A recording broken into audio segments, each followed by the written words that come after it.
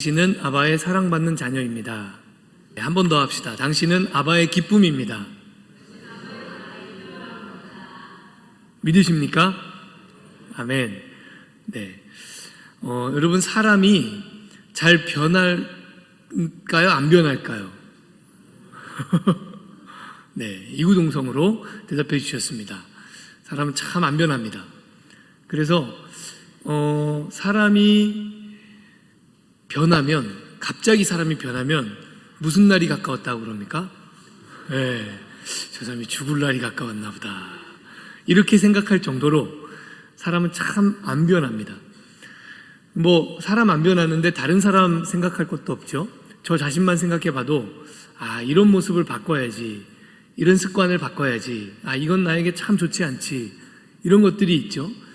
그걸 반복적으로 계속 다짐하고 결심하고 그렇게 하지만 막상 그걸 바꾸려고 하면 여러분, 습관 하나 바꾸기도 참 어려운 게 사람입니다. 그래서 참 사람은 바뀌기가 어렵습니다. 제가 예전에 울산에 있을 때 동네 할머니들이죠. 이 동네 할머니들이 봄볕에 두런두런 앉으셔서 이제 대화를 나누시는 거예요. 제가 그 옆에 서서 엿들었거든요. 대화의 주제는 아들이었습니다. 아들. 이제 이런 거예요. 아들 몇 개 있고 딸 몇 개 있는데, 몇째 아들 다 소용없고, 무슨 딸이 나에게 뭐 해줬다, 이런 얘기들을 이제 막 하시는 거예요.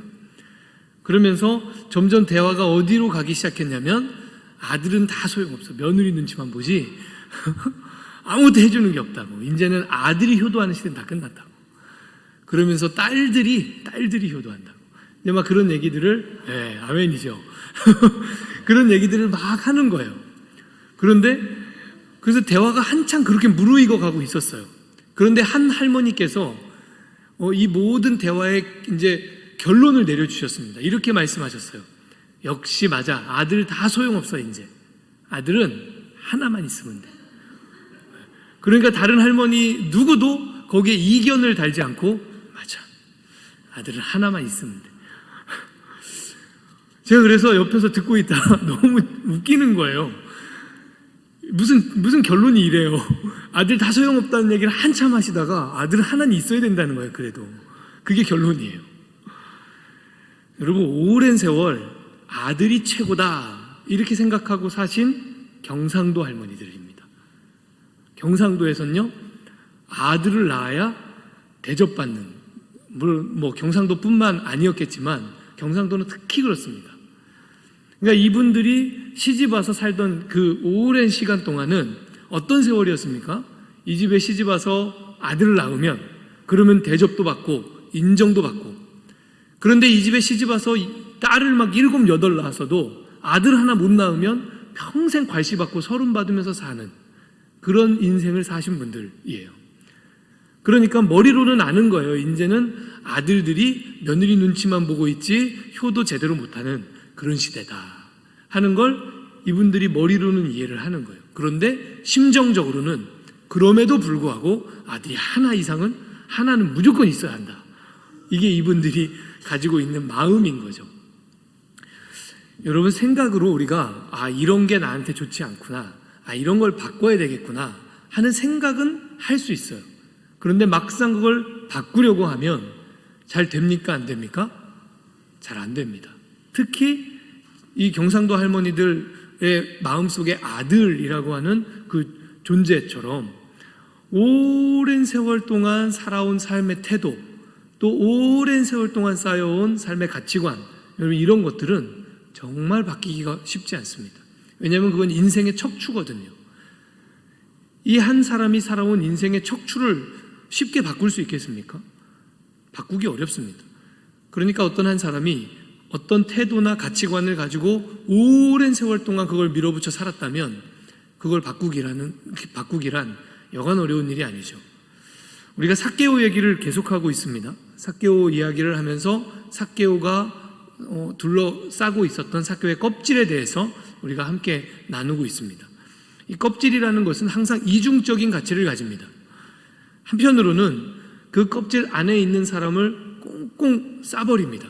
그래서 외부 세계와 그러니까 다른 사람들과 진실한 관계를 맺지 못하도록 만들어 버립니다.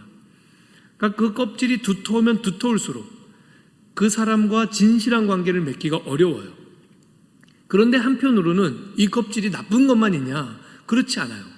이 껍질은 그 안에 있는 사람을 보호해 줍니다. 안전하게 느끼게 만들어줘요. 바로 그 껍질이 삭개오에게는 세리장이라는 거죠. 세리장이라는 껍질 덕분에 삭개오는 안전함을 느꼈을 거예요. 삭개오가 왜 세리장이라는 직업을 선택했는지 모릅니다. 본문이 밝혀주지 않아요. 그런데 어떤 분들은 이렇게 해석합니다. 그가 키가 작은 사람이었다 하는 것을 힌트로 그가 어렸을 때부터 가지고 있었던 키가 작다고 하는 핸디캡, 이것을 극복하고자 하는 노력으로 세리장이 되지 않았을까 하고 해석하기도 해요. 일리가 있는 해석이죠. 그럴 수 있습니다. 그가 오랫동안 눌려있던 어떤 자기의 약점, 자기의 핸디캡, 그것을 극복하기 위해서 누구도 넘볼 수 없고 누구도 덤빌 수 없는 그런 직업을 선택한 거죠. 비록 사람들이 뒤에서 삭개오를 욕하고 수군거리고 나쁜 놈이라고 손가락질했을지 모르지만, 그러나 대놓고 삭개오 앞에 나와서 삭개오에게 대드는 사람은 거의 없었을 겁니다. 왜냐하면 삭개오 뒤에는 로마가 있거든요. 그러니까 누구도 여리고에 사는 사람들 누구도 삭개오를 무시하고 조롱은 할지언정 함부로 할 수는 없는 거예요. 그 세리장이라고 하는 삭개오의 껍질은 삭개오를 보호해 줬습니다. 그런데 문제는 뭐냐? 보호만 받은 것이 아니죠. 외로워졌어요. 누구하고도 제대로 진실한 관계를 맺을 수 없었어요. 세리장이었기 때문에. 세리장이었기 때문에 누구도 함부로 할 수 없는 그런 사나이가 되었지만, 그러나 세리장이었기 때문에 누구하고도, 단 한 사람하고도 어쩌면 진실한 관계 맺지 못하고 외롭게 살아가는 사나이, 삭개오입니다. 여러분, 변화라고 하는 것은 무엇이냐?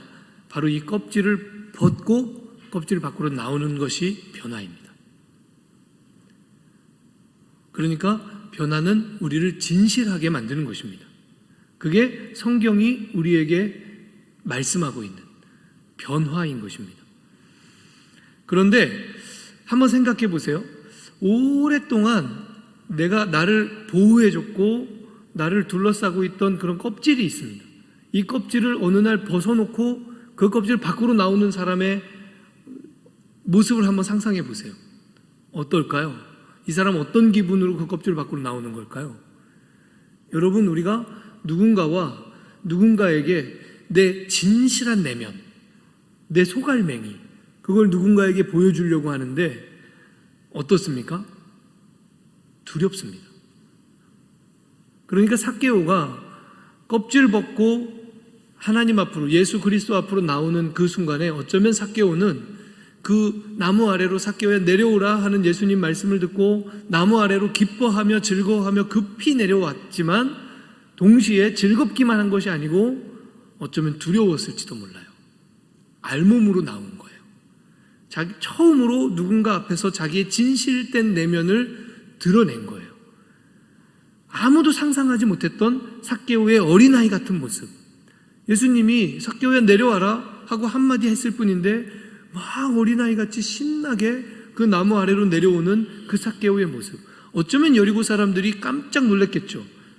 저 사람 저런 사람이 아닌데, 저 사람 우리 집에 와서 다 뒤집어 엎고 윽박 지르고 그랬던 사람인데, 저렇게 어린아이 같은 사람이 아닌데, 저런 천진한 사람이 아닌데. 그 삭개오가 그 껍질을 벗어놓고 막 나무 아래로 내려와서 예수님 앞에 딱 섰을 때 삭개오는 알몸으로 선 거예요. 두려운 일입니다. 그런데 이 어려운 일을 단번에 가능하게 하는 힘이 우리에게는 있죠. 기독교에는 그런 힘이 있습니다. 그게 뭐냐면 바로 칭의의 은혜입니다. 사람은 참 안 바뀝니다. 그런데 여러분이 함께 믿음의 교제를 나누고 있는 교우들 가운데 변화된 사람 있습니까? 없습니까? 많습니다. 우리 주변엔 참 많습니다. 세상의 논리는 사람은 진짜 안 바뀌어. 사람 갑자기 바뀌면 그 사람 죽을 때 된 거야. 이렇게 얘기하는데, 교회에는요, 변화된 사람이 무지하게 많습니다. 저 있습니다. 저. 여러분도 다 변화된 사람들 아닙니까? 교회 안에는 변화된 사람이 참 많아요. 왜 그렇습니까? 교회만이 있는 놀라운 힘이 있기 때문입니다. 칭의의 은혜가 있습니다. 하나님께서 너 의로와 하고 칭하는 순간 변화됩니다. 그 순간 껍데기를 확 벗어버릴 용기가 생깁니다. 그러니까 예수님이 삭개오야 내려와 하고 부르시는 그 순간 삭개오가 자기가 지금까지 평생을 만들어 왔던 껍데기 아닙니까? 그거 자기 보호받으려고 그거를 확 집어던지고 확 제껴놓고 알몸으로 예수님 앞에 천진한 어린아이처럼 뛰어내려오는 거예요. 급히 내려와 즐거워하며 영접하거늘. 여러분, 칭의의 은혜는 우리가 오랫동안 쌓아놓았던 단단한 장벽을 부숴버리게 합니다. 칭의의 은혜는 힘이 있습니다. 능력이 있습니다. 그것이야말로 사람을 변화시키는 참된 능력입니다. 저는 우리에게 이런 눈이 있었으면 좋겠어요. 그렇게 자기의 껍질을 벗어놓고 알몸으로 나온 사람, 이 사람을 향해서 이야, 당신 진짜 고귀합니다. 당신 진짜 아름답습니다. 하고 말해줄 수 있는 눈이 우리에게 있기를 바랍니다. 처음으로 자기의 껍질을 벗어놓고 그 밖으로 나오니 알몸의 인간을 만났을 때 그의 이전의 모습이 어떠하든지 간에 또 그가 나온 그 알몸이 어떤 모양이든지 간에 어떤 모습이든지 간에 그 사건 자체만으로 한 사람이 자기의 껍질을 벗어놓고 진실한 알몸으로 나왔다고 하는 그 사실만으로도 이야, 참 아름답습니다. 참 고귀한 것입니다. 그러니까 교회는 그런 사람이 나타났을 때 야, 당신 진짜 고귀합니다. 당신 정말 아름답습니다. 하나님의 자녀입니다. 이렇게 하는 것이 교회의 역할인 것입니다. 만일 교회가 7절의 여리고 사람들처럼 반응한다면 큰일 나는 거예요. 7절의 여리고 사람들이 어떻게 반응했냐면 이렇게 돼 있어요. 뭇사람이 보고 수군거려 이르되. 만일 교회가 이 7절의 여리고 사람들처럼 반응한다면 그러면 칭의받은 인간은 수치심을 느낍니다. 하나님은 나를 의롭다고 했는데 내 주변 사람들이 너 아니라는 거예요. 너 여전히 나쁜 놈이라는 거예요. 그러면 알몸으로 나왔다가 수치감에 다시 그 속으로 들어가 버립니다. 그리고 다시는 나오고 싶지 않을 거예요. 누군가 칭의의 은혜를 입고 그 은혜에 힘입어서 자기 알몸을 보여주었다면, 자기의 진실한 내면을 공개했다면, 그러면 교회는 그에게 사랑의 옷을 지어 입혀줘야 되는 거예요. 그게 바로 베드로전서 4장 8절의 말씀입니다. 베드로전서 4장 8절 말씀 우리 마음에 새기는 심정으로 함께 읽어보겠습니다. 시작. 무엇보다도 뜨겁게 서로 사랑할지니 사랑은 허다한 죄를 덮느니라. 아멘.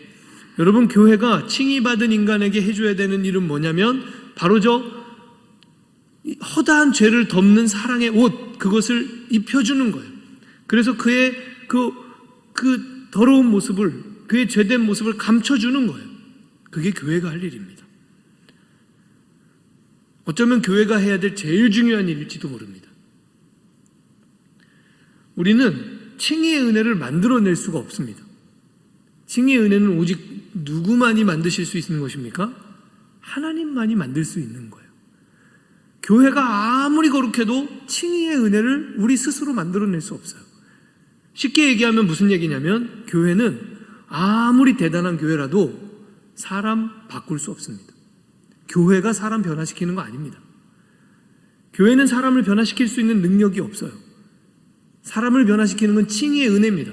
교회가 아니고요. 교회는 사람 바꾸는 공장 아닙니다. 바뀌라고 이렇게 주장해서는 안 됩니다. 바뀌라는 주장이 교회 안에 넘쳐나면 넘쳐날수록 교회는 점점 회당처럼 됩니다. 바리새인들 모여있는 곳처럼 됩니다. 그러니까 교회는 사람 바꾸는 곳이 아니에요. 바꿀 수 있는 능력이 일단 없어요, 교회에. 그것은 하나님이 하시는 일이죠. 그런데 간혹 가다가 이런 일이 벌어질 때도 있습니다. 칭의의 은혜 없이 교회 안에서 사람이 바뀌어요. 칭의의 은혜가 없는데 변화가 일어나요. 이것을 성경은 뭐라고 부르는지 아십니까? 율법주의라고 부르는 겁니다. 칭의의 은혜가 없이 사람을 바꾸는 힘이 율법주의에도 있습니다. 자꾸 강요하는 거죠. 이거 바꾸라고, 이거 바꾸라고. 자꾸 강요하는 겁니다. 잔소리를 계속 듣다 보면 잔소리 듣는 게 귀찮아서 바뀌기 시작합니다. 잔소리 듣는 게 힘들어서 변화가 시작됩니다. 그런데 그거 변화입니까? 성경은 그것을 변화라고 얘기하지 않고 거짓이라고 얘기합니다. 그러니까 율법주의가 만들어내는 변화는 변화가 아니고 거짓입니다. 종교라고 하는 새로운 거짓의 껍데기를 만드는 일이에요. 이거는 변화가 아니죠. 주님이 하시는 일이 아닙니다. 그래서 예수님이 바리새인들을 향해서 매섭게 질책하실 때 이렇게 말씀하셨어요. 마태복음 23장 15절 말씀에 화 있을진저 외식하는 서기관들과 바리새인들이여 너희는 교인 한 사람을 얻기 위하여 바다와 육지를 두루 다니다가 생기면 너희보다 배나 더 지옥 자식이 되게 하는도다. 더 죄의 구렁텅이로 몰아넣는다는 거예요. 율법주의가 추구하는 변화는 한 사람의 영혼을 의로 이끄는 것이 아니고 더 심각한 거짓 속으로 밀어넣고 더 심각한 죄의 지배 속으로 밀어넣습니다. 그러니까 배나 지옥 자식이 되게 한다 이렇게 말씀하신 거예요. 변화는 주님이 하시는 겁니다.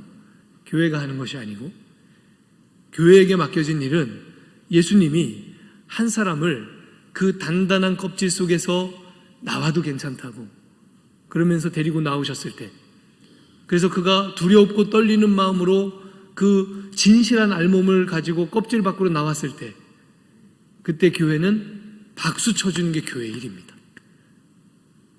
어렵지 않죠? 쉽죠? 예수님이 교회에 맡겨주신 일은 너무 쉬운 거예요. 어려울 게 없어요. 만약에 우리한테 사람 변화시키라고 했으면 와 정말 어려울 겁니다. 답 안 나올 겁니다. 교회 별로 매력 없습니다. 나오고 싶지 않습니다. 그런데 교회는 교회에 맡겨주신 예수님의 일이 너무 간단하고 너무 쉬워요. 변화는 내가 시킬 테니 누군가 변화되면 너 박수나 쳐. 와 진짜 멋있습니다. 정말 아름답습니다. 너무 귀합니다. 이거 잘하라는 거예요. 그게 교회의 일입니다. 여러분 칭의라고 하는 것은 우리의 의와는 아무 상관이 없다고 그랬습니다. 내가 의로워서 하나님이 너 이제 의로워 이렇게 칭하시는 게 아니죠. 십자가에서 완성된 예수 그리스도의 의로 가지고 우리에게 그것을 적용해서 우리는 전혀 의롭지 않은데 그런데 하나님이 우리를 향해서 뭐라고 선언하시는 겁니까? 너 이제 의로워 하고 선언하시는 거예요. 그게 칭의예요. 의롭다고 칭하시는 거예요. 그러니까 이것은 은혜입니다. 자, 그런데 이 말의 다른 뜻은 무엇인지 아십니까? 우리가 칭의의 은혜를 입은 이후에 우리의 모습은 그럼 어떨까요? 이제 죄가 없습니까? 아니에요. 칭의의 은혜를 입었지만 여전히 죄 있다는 뜻입니다. 칭의의 은혜를 입었지만 여전히 우리는 죄인이라는 뜻입니다. 별로 바뀐 게 없습니다. 칭의의 은혜를 입었다고 해서 대단히 우리의 삶이 막 갑자기 획기적으로 바뀌고 이런 일이 잘 일어나지 않습니다. 그냥 의롭다고 받아들여진 것입니다. 하나님이 사랑으로 우리를 그냥 용납하신 것입니다. 그것뿐입니다. 아무것도 바뀐 게 없어요. 우리는 여전히 죄인이에요. 오늘 삭개오를 생각해 보세요. 나무 아래로 예수님 부름을 받고 막 달려 내려온 삭개오 바뀌었습니까? 아직 안 바뀌었어요. 그 나무 아래로 내려왔지만 여전히 여리고 사람들의 눈에 이 삭개오 어떤 사람이에요? 나쁜 놈이에요. 세금을 착복하는 놈이에요. 자기 세금 밀렸다고 병정들 데리고 집안에 쳐들어와서 집안 집기를 다 때려 부신 놈이에요. 바뀌지 않았어요. 예수님 앞에 나왔지만 삭개오는 여전히 죄인이에요. 그러니까 율법주의에 익숙한 여리고 사람들이 삭개오를 향해서 수군거렸다는 거예요. 저 사람 나쁜 사람인데 저거 뭐야 이게 무슨 상황이야 막 이러면서 수군거리기 시작했다는 거예요. 여러분 교회는 이렇게 해서는 안 됩니다. 교회가 추구하는 사랑은 허다한 죄를 덮는 사랑이에요. 우리 교회가 이 일만큼은 탁월하게 자라는 교회 되기를 축원합니다. 사실 교회는요, 다른 것 좀 잘 못해도 괜찮습니다. 다른 거 못해도 천국 가는데 지장 없습니다. 그런데 천국 가는데 지장 생기게 만드는 문제가 있습니다. 바로 이 문제입니다. 교회에 누군가가 칭의의 은혜를 입고 예수 그리스도의 은혜에 힘입어서 나는 여전히 죄인이지만 내가 이런 은혜를 받았다고, 그러고 진실은 자기의 알몸을 가지고 나왔는데 교회가 이러면서 뒤에서 수군거려요. 그럼 이 사람의 영혼이 구원의 길을 온전하게 갈 수가 없습니다. 그러니까 교회는 다른 거 잘 못해도 이 일만큼은 탁월해야 됩니다. 그래야 교회 안에 구원받은 사람들이 계속해서 생길 수 있습니다. 이 일을 제대로 못하면 교회 안에 변화가 끊어집니다. 변화의 기쁨이 사그라들기 시작합니다. 여러분, 교회가 누리는 기쁨이 있다면 사람 바뀌는 기쁨 아닙니까? 우리가 그거 말고 무슨 기쁨이 있습니까? 우리가 세상 사람들이 하는 그런 쾌락이 있습니까? 그런 즐거움이 있습니까? 교회는 별로 재미가 없습니다, 사실. 교회가 누릴 수 있는 가장 큰 재미, 가장 큰 기쁨은, 와, 세상에서는 사람 절대 안 바뀌는데 교회 안에 들어오면 사람이 바뀌어요. 저 아저씨 그런 사람이 아닌데 우리 교회 나오기 시작하더니 사람이 바뀌었어요. 여러분, 이게 교회가 누려야 될 기쁨인 줄로 믿습니다. 그러니까 교회가 이 일을 탁월하게 잘하기 시작하면 올바른 중생이 일어나기 시작합니다. 여러분, 회개라고 하는 사건 안에 두 가지가 들어있다고 그랬습니다. 하나는 칭의의 은혜고 하나는 중생의 변화입니다. 이 둘 사이는 사실은 자연스러운 거예요. 당연히 일어나야 되는 거예요. 이 둘은 사실 하나예요. 그런데 교회가 이 일을 탁월하게 감당해 주지 못하면 올바른 중생이 일어나지 않아요. 교회가 그 일을 잘해야 올바른 중생이 시작됩니다. 중생이라고 하는 건 거듭남이죠. 다시 태어난 거예요. 변화가 일어나는 거예요. 실질적으로. 칭의의 은혜를 받은 사람이 은혜에 의한 자연스러운 반응으로 하나님 앞에서 변화되기 시작합니다. 그런데 때로는 교회가 그걸 방해하고 막아설 때가 있다는 사실이에요. 오늘 그래서 삭개오도 그 변화가 이제 시작되는 거예요. 뒤에서 여리고 사람들은 수군수군대고 있었지만, 그러나 삭개오는 예수님 앞에서 뭐라고 고백합니까? 우리 8절 말씀 함께 보시겠습니다. 우리 함께 읽겠습니다. 시작.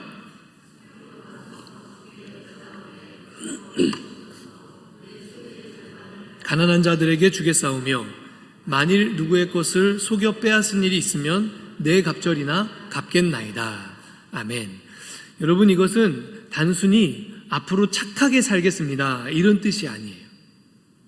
이거는 단순히 앞으로는 남을 도와주면서 살겠습니다, 이런 고백이 아닌 것입니다. 이 고백 안에는 굉장히 중요한 포인트가 있어요. 뭐냐면 지금까지 자기가 살아왔던 삶에 대한 반성이라는 거예요. 지금까지 자기가 살아왔던 삶의 태도와 삶의 가치와 이것을 뒤집겠다는 얘기예요. 예수님, 저 지금까지 다른 사람들 거 빼앗아서 부자 되면 그러면 괜찮았습니다. 뺏긴 사람 억울했을지 모르지만 나는 부자 됐으니까 아무 상관없었습니다. 저 그렇게 살았습니다. 그런데 제가 빼앗은 것들 4배로 갚겠습니다. 제가 불의하게 축적한 이 재산 가난한 사람들에게 절반을 떼어서 주겠습니다. 그러니까 지금까지 자기가 살아왔던 삶에 대한 반성으로서 예수님 앞에 고백하고 있다는 사실이에요. 그냥 생뚱맞은 고백이 아닙니다. 자기 삶의 죄에 대한 고백입니다. 여기에 굉장히 중요한 포인트가 있어요. 중생은 삶의 변화입니다. 중생은 삶의 변화예요. 중생은 더 열심히 있는 종교인이 되는 것이 아닙니다. 중생은 삶의 변화예요. 교회가 이 과정에서 자기 역할을 탁월하게 못해주면 어떤 일이 벌어지는가 하면 중생이 왜곡됩니다. 중생이 변질됩니다. 어떤 식으로 변질되냐면 칭의의 은혜를 입은 사람에게 교회가 이제부터 막 이제 가르치는 거죠. 너 이제 은혜 받았으니 이제 예배 빠지지 말고 수요 예배도 나오고 금요 철야 10시 반 이러면서 이제 막 얘기하는 거죠. 그래서 이 사람에게 11조 생활. 여러분 이거 틀린 거 아닙니다. 맞습니다. 은혜 받은 사람이 당연히 하나님 예배하는데 열심히 생겨야죠. 당연히 기도하는데 맛이 느껴져야죠. 은혜 받은 사람이 당연히 헌금 생활을 시작해야죠. 은혜 받은 사람이 당연히 교회 공동체 위에서 봉사해야죠. 이거 당연한 일이에요. 당연히 일어나야 되는 일이에요. 그런데 문제는 너무 앞서가서 그것을 강요한다는 것입니다. 안달하기 시작합니다. 막 달달달달 볶는 겁니다.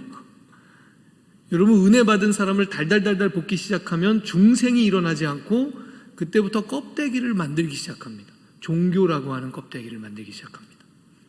그러면 이 사람이 은혜 받기 이전의 상태와 사실은 본질적으로 똑같아지는 거예요. 은혜 받기 이전에 이 사람 거짓된 인간이었습니다. 거짓 속에서 살았습니다. 그런데 종교라고 하는 또 다른 거짓을 가지고 사는 사람이 되는 거예요. 아니요. 예수님이 우리를 거기서 건지신 이유는 이제 진실하게 살라는 거였어요. 삶의 변화가 일어나는 것. 그래서 중생의 첫걸음은 뭐냐? 은혜 받은 사람, 칭의의 은혜를 경험한 사람이 처음으로 해야 되는 중생의 첫걸음, 그건 뭐냐면 자기가 벗어놓은 껍질을 유심히 살펴보는 겁니다. 왜냐하면 그 껍질이 결국 자기의 죄거든요. 지금까지 자기가 단단하게 자기를 감싸고 있었던 그 껍질, 이게 자기의 죄하고 직결되어 있거든요. 지금까지 자기가 살아왔던, 주님 없이 살았던 삶의 태도, 주님 없이 살았던 삶의 가치관, 주님 없이 살았던 삶의 방향, 주님 없이 살았던 삶의 방식, 이게 이 껍질 안에 다 들어있거든요. 그러니까 자기가 벗어놓은 그 껍질을 유심히 살펴봐야 돼요. 지금까지 내가 무엇을 가지고 살았는가? 삭개오가 그걸 한 겁니다. 자기가 벗어놓은 껍질, 세리장이라고 하는 그 껍질을 보니 이거 잘못된 삶이었다. 올바르지 않았다. 안 거예요. 그래서 주님 앞에서 그걸 뒤집어 엎겠다고 고백하고 있는 것입니다. 여러분, 죄의 껍질을 직면하는 일, 그게 첫걸음입니다. 그래야 내 안에서 어떤 변화가 일어나야 되는지, 주님이 나에게 무엇을 변화시키기를 원하시는지 알 수가 있습니다. 그걸 봐야. 그걸 보기 전에는 이 사람에게 막 다른 걸 강요해서는 안 됩니다. 기다려줘야 됩니다. 겨를을 줘야 돼요. 자기의 죄의 모습을 충분히 살펴볼 겨를. 그리고 앞으로 주님께서, 앞으로 예수 그리스도께서 나에게 어떤 변화를 원하시는지를 스스로 발견할 때까지 그 겨를을 줘야 되는 것입니다. 교회가 그 일을 잘하면, 그러면 중생이 자연스러운 열매로 맺혀집니다. 여러분, 변화는 자연스러운 것입니다. 칭의의 은혜를 입은 사람에게 앞으로 성화되어 변화되어져 가는 그 과정은 너무 자연스러운 거예요. 당연한 거예요. 이거는 누가 뭐라고 하지 않아도 예수 그리스도의 손에 붙잡힌 그 영혼을 그리스도께서 이끌어 가시기 때문에 변화됩니다. 바뀌어집니다. 그거는 그리스도께서 하시는 일입니다.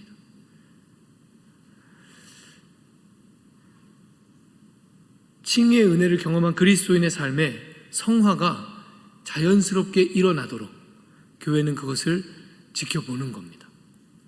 그리고 교회의 이름 뭐냐? 아까 뭐라고 했습니까? 박수 치는 거예요. 이 사람이 한 걸음을 떼서 작은 변화를 경험하고 있을 때, 와, 진짜 당신은 예수님 닮고 있다고. 당신 보니까 예수님 같다고.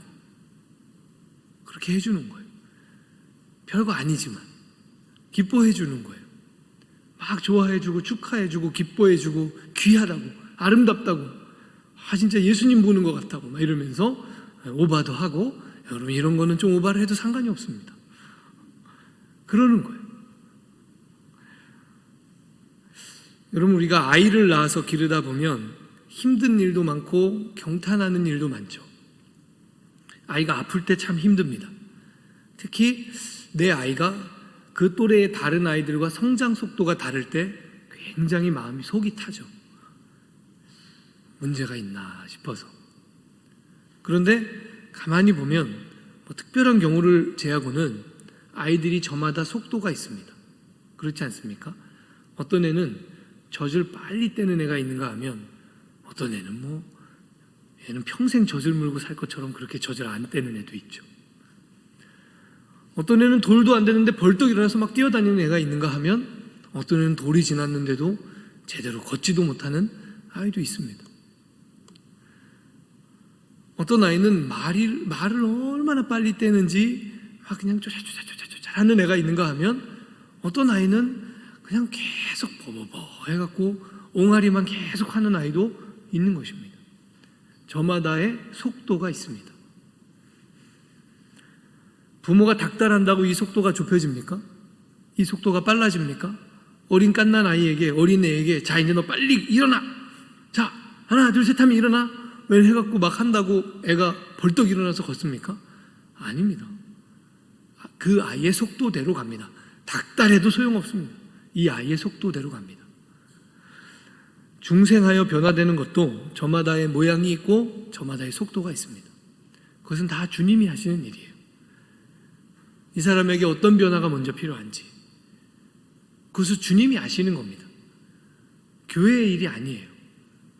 교회가 그것을 강요한다고 되는 일도 아니고 교회가 막 안달하고 애걸복걸하고 닥달한다고 빨리 되는 것도 아닙니다. 어떤 사람은 중생을 경험할 때 그 인생이 획기적으로 뒤집어지는 사람들이 있죠. 주로 그 이전에 획기적으로 불순종했던 사람들이 그렇습니다. 그런 중생을 경험할 때 획기적으로 인생이 뒤집어집니다. 근데 어떤 분들은 내가 변화되고 있는 게 맞나 자기도 잘 모르겠을 정도로 막 이렇게 몇 년치씩 모아서 한꺼번에 돌아보니까 변화되긴 변화되고 있구나 이렇게 느껴지는 그럴 정도로 아주 조용히 천천히 그렇게 변화되는 분들도 많이 있습니다. 여러분 지혜로운 부모는 어떻게 합니까? 아이를 닥달하지 않고 때를 기다립니다. 내 아이의 속도를 지켜봐 주면서 그 때를 기다리는 거예요. 그게 지혜로운 부모의 태도죠. 그래서 지혜로운 부모는 그 때마다 얻어야 할 기쁨을 얻을 수가 있습니다. 맨날 누워만 있던 애가 어느 날 몸을 뒤집었을 때 와, 그리고 막 동영상 찍잖아요. 지금 생각해보면 그거 별것도 아닌데 그런데 그거 동영상 찍어갖고 막 시부모님 뭐 우리 엄마 막 다 보내주고 드디어 우리 몸을 뒤집었다고 그러잖아요. 그러다가 그 아이가 막 배를 밀어서 앞으로 가기 시작할 때 너무 놀라워하고 너무 기뻐하고 그럼 그게 지혜로운 부모죠. 그 아이가 어느 날 갑자기 보니까 혼자 앉아있을 때 와, 저도 저희 은우가 처음으로 혼자 앉아있던 날 사진 찍어뒀습니다. 얼마나 신기하던지. 맨날 뭐 말도 못, 그냥 뭐 소리도 제대로 못 내던 애, 울기만 하던 애가 옹알이를 시작할 때 엄마인지 아빠인지 알아들을 수 없는 소리를 엄마라고 우기면서 막 그걸 기뻐하는 거예요. 즐거워하는 거예요. 그게 지혜로운 부모 아닙니까? 지혜로운 교회는 그 변화를 막 밀어서 가려고 하는 게 아니고 그 일어나는 변화들에 감사하고 기뻐하고 축복하고 그러면서 가는 겁니다.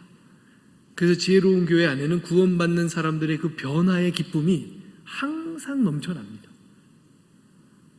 왜냐하면 교회 안에는 변화되는 사람이 항상 있게 마련이거든요. 조금씩이라도 변화되는 일들이 교회 안에 늘 있거든요.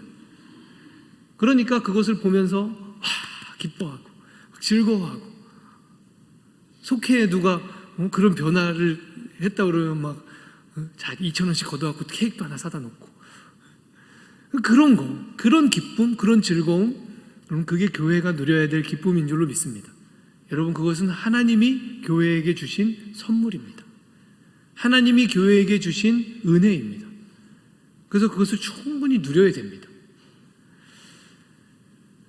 우리가 교회 안에 삭개오 같은 사람들 이제 막 변화되어서 뭔가가 막 움트기 시작한 사람들 볼 때에 뒤에서 수군거리는 사람은 우리 교회에 아무도 없을 줄로 믿습니다. 저 사람 여전히 은혜 받았다고 그러면서 여전히 저러고 있다고. 내가 보니까 그 사람 은혜 받았다고 간증했는데 화정에서 이런 거 이런 거 하지 말자는 겁니다. 사랑으로 덮어주는 겁니다. 그게 교회가 해야 될 일이에요. 그러면 기쁨이 생깁니다. 그래서 저와 여러분의 가슴 속에 예수님께서 사람을 바꾸실 때, 예수님께서 사람을 변화시켜 가실 때 그것을 보며 기뻐하며 즐거워하며 예수님이 하시는 그 놀라운 사역을 맨날 보는 그 즐거움, 기쁨, 그것으로 가득한 그런 우리 교회, 또 저와 여러분 될 수 있기를 주님의 이름으로 축원합니다.